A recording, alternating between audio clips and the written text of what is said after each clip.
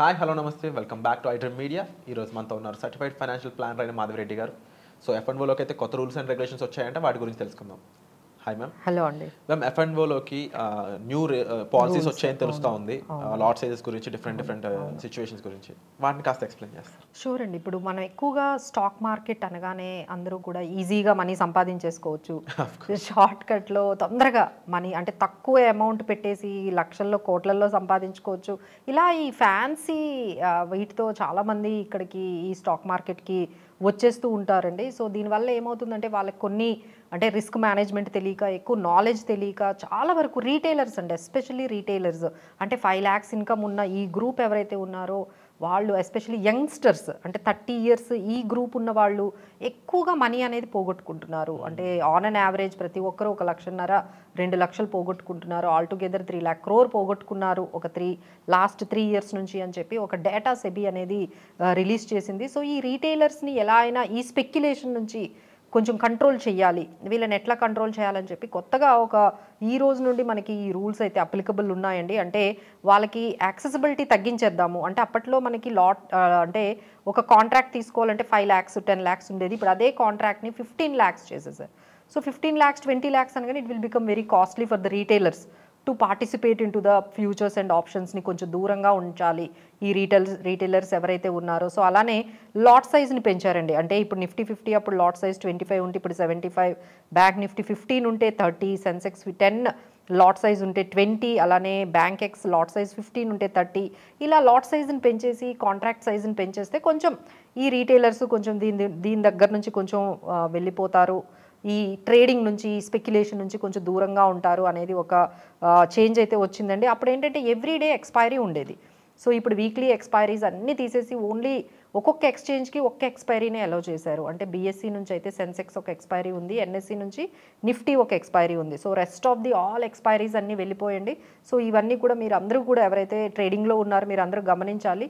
ఇలాంటి ఎక్స్పైరీస్ అన్నీ ఇక ఇదే అంటే కంటిన్యూ అయితే ఉంటాయి, బట్ నెక్స్ట్ వచ్చే ఎక్స్పైరీలన్నీ కూడా ఇంకా క్లోజ్ అయిపోతాయండి. అలానే మనకి చేంజెస్ ఏంటంటే లైక్ ఎవరైతే మనకి బ్రోకరేజెస్ అంటే ఎక్కువగా బ్రోకర్స్ ఏం చేస్తారంటే వాళ్ళ బ్రోకరేజ్ పెంచుకోవడానికి, కమిషన్స్ తెచ్చుకోవడానికి మీకు 50,000 ఉంటే ₹1,00,000 లివరేజ్ ఇవ్వడము, మీరు దాన్ని మార్జిన్ ఇంకెక్కువ మీరు ట్రేడ్ చేయడము, మీకు కెపాసిటీకి మించి మీరు వాళ్ళు లివరేజ్ ఇవ్వడం వల్ల మీ కెపాసిటీకి మించి మీ దగ్గర ఉన్న అమౌంట్ని పోగొట్టుకోవడం, ఇలాంటివన్నీ బాగా జరుగుతున్నాయండి. సో దీన్ని ఆపడానికి ఏంటంటే బ్రోకరేజెస్కి ఇన్స్ట్రక్షన్స్ ఇచ్చారు, మీరు ఇలా లివరేజ్ ఇవ్వడానికి లేదు, అప్ ఫ్రంట్లోనే మీరు ప్రీమియం మొత్తం మీరు కలెక్ట్ చేసుకోవాలి అనేది. సో ఎవరైతే ఈ ట్రేడింగ్ చేస్తున్నారో ఈ ఫ్యూచర్స్ అండ్ ఆప్షన్స్లో ఈ రోజు నుంచి అయితే చాలా అంటే ఈ November 21st థర్స్డే నుంచి ఇవన్నీ కూడా మీకు కొత్త రూల్స్ అన్నీ అప్లికబుల్ అవుతాయండి.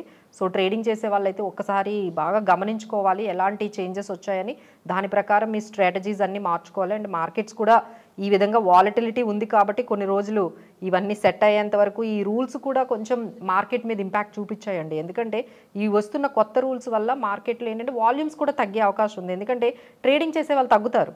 సో దానివల్ల మార్కెట్ మీద కూడా ఇంపాక్ట్ ఉంటుంది. సో ఒకవైపు మనకి ఈ అదానీ ఇంపాక్ట్, ఒకవైపు వార్ ఇంపాక్ట్, ఒకవైపు ఈ రోజే అన్నీ. సో ఈరోజు మళ్ళీ ఈ కొత్తగా వచ్చిన F&O రూల్స్ ఇంపాక్ట్, ఇవన్నీ కూడా మార్కెట్ని అయితే కొంచెం సెల్లింగ్ ప్రెజర్లోకి తీసుకెళ్ళాయని చెప్పొచ్చు. అండ్ మార్కెట్లో మేము ఒక స్టేట్మెంట్ వినిపిస్తుంటుంది అనమాట, రీటైలర్స్ మీద ఎందుకు సెబీకి అంత పగ అనేది.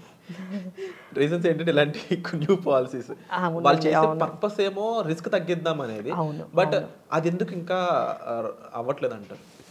అంటే ఇప్పుడు మీనింగ్ అంటే అర్థం కానిది ఏంటంటే వాళ్ళు ఒక డేటా తీసుకొచ్చారండి. ఆ డేటా ఏం చెప్తుందంటే ప్రతి 10 people ఎవరైతే ఈ F&Oలో ట్రేడింగ్ చేస్తున్నారో 9 people ఆర్ లాసింగ్. సో అంటే ఎవరైతే ఈ 9 మంది అంటే 90% ట్రేడర్స్ లాస్ అవుతున్నారు.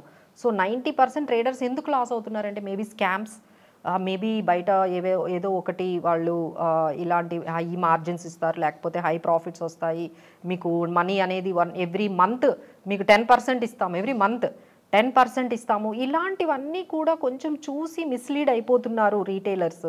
ఇలా మిస్లీడ్ అవ్వకుండా వీళ్ళని కొంచెం ఆపాలి అనేది ఉందండి. బట్ అది ఎట్లా ఉంటుందంటే smoking is injurious to health అని ఉన్న పీపుల్ ఆర్ నాట్ స్టాపింగ్ కదా. అలానే ఈ సెబీ ఎన్ని రెగ్యులేషన్స్ తెస్తూ ఉన్నా, ఈ ట్రేడింగ్ అనేది స్పెక్యులేషన్ అనేది అయితే అసలు ఆగడం లేదండి. వాళ్ళ లాసెస్ కూడా చాలామంది, అలానే మా దగ్గర కూడా చాలామంది క్లయింట్స్ వస్తారండి, వాళ్ళ వైఫ్ చెప్తూ ఉంటారు మాకొచ్చి, ఏమనంటే మా హస్బెండ్ అసలు ట్రేడింగ్ చేయకుండా ఆగలేకపోతున్నారండి, ప్రతిరోజు ఈయన 2000 పోగొట్టుకుంటున్నారు, ఈయన ఎట్లా కంట్రోల్ చేయాలని నా దగ్గరకు వచ్చి చెప్తారు. ఫ్యూచర్స్ ఉన్న ఆప్షన్స్లో ఎందుకు అంత అట్రాక్టివ్నెస్ అనేది? అంటే ఒకే రోజులో మీకు ప్రాఫిట్ అంత ఎక్కువ కనిపిస్తుంది అంటే మీరు అంటే you can start with even 5000 rupees కదా. చెప్పిన క్యాలిక్యులేషన్ ప్రకారం సమ్హౌ ఆ 10% ఎవరైతే ఉన్నారో వాళ్ళు 90% ప్రాఫిట్ మేక్ చేస్తున్నట్టే కదా.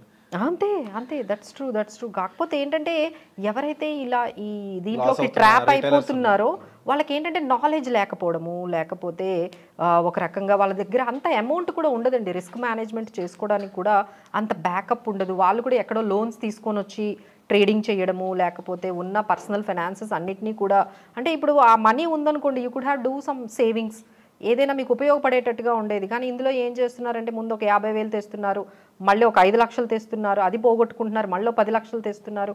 ఇదేంటంటే ఇది ఇలా కంటిన్యూస్గా అయిపోతుందండి. So it's not so easy for the trading. అంటే ట్రేడింగ్ అంటే అందరూ ఏంటనుకుంటున్నారంటే ఒక యాప్ ఓపెన్ చేసేసి దాంట్లో ఈజీగా బై అండ్ సెల్ పెట్టేస్తే అదే ట్రేడింగ్ అనుకుంటున్నారండి. బట్ దాని వెనకాల మీరు ఎంత ఎక్స్పీరియన్స్ ఉండాలి, లేకపోతే ఎంత నాలెడ్జ్ ఉండాలి, రిస్క్ మేనేజ్మెంట్, ఎస్పెషల్లీ ఏంటంటే కంట్రోల్ ఉండాలండి ఎమోషన్స్ మీద.